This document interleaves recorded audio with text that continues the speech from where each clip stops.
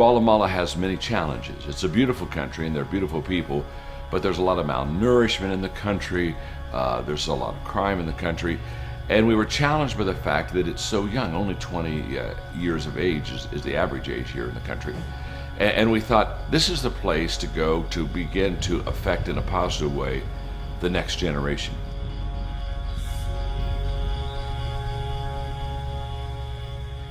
The need of transformation of Guatemala is, I think, clear in a way that we have a gap in the society. We have one Guatemala here in the city, and in the countryside is totally different Guatemala. We have poverty, we have malnutrition, we have no human rights at all.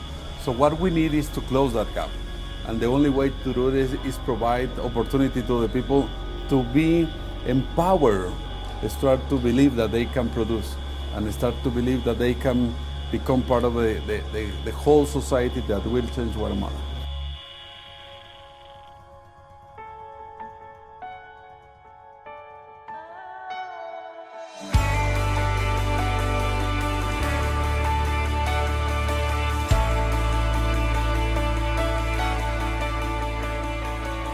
How does the transformation take place? ¿Cómo ocurre la transformación? Begins with a calling. Comienza con un llamado.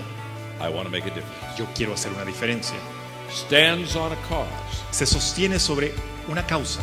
Doing something that makes a difference. Hacer algo que haga una diferencia. Spreads from me to we. Y se despliega desde el yo hacia el nosotros. With people who want to make a Con difference. gente que quiere hacer una diferencia. There's one more point. Hay un punto más. It breathes with a sense of urgency. Y respira, camina con un sentido de urgencia.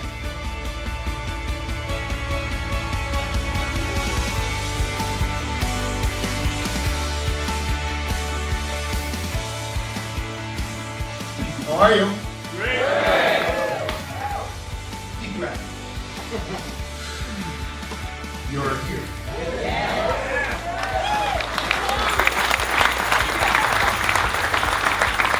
But I want you to understand the significance of what is about to happen.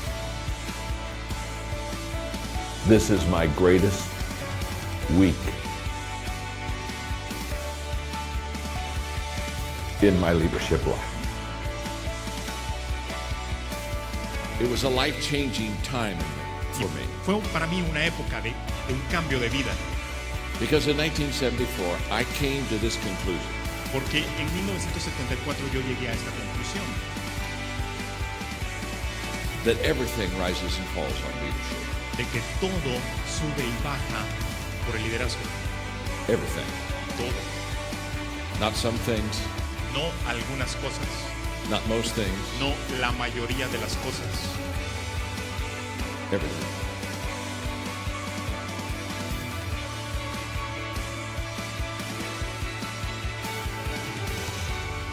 And you gave up a lot to be here. You paid financially, you paid your tickets, you gave up a lot to be here.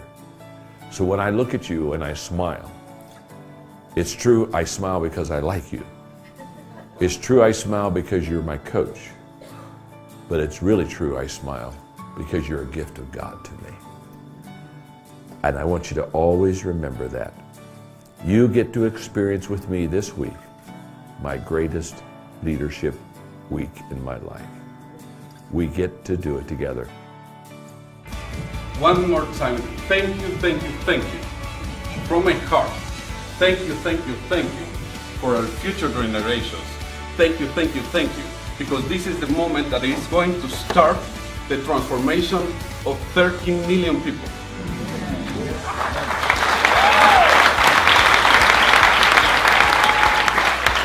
Success this week would look like people embracing the change. And I think we're already seeing success. Because wherever we go, you see people embracing the change. I hear stories of people embracing transformation and saying, transformation begins with me.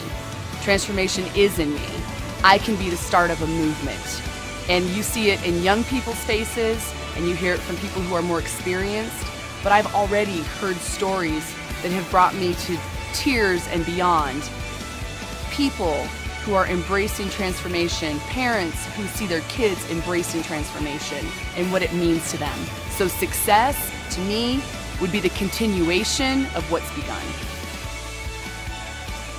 What was pretty special was to be able to be in the round table with the administrators that are responsible for kids that are my daughter's ages.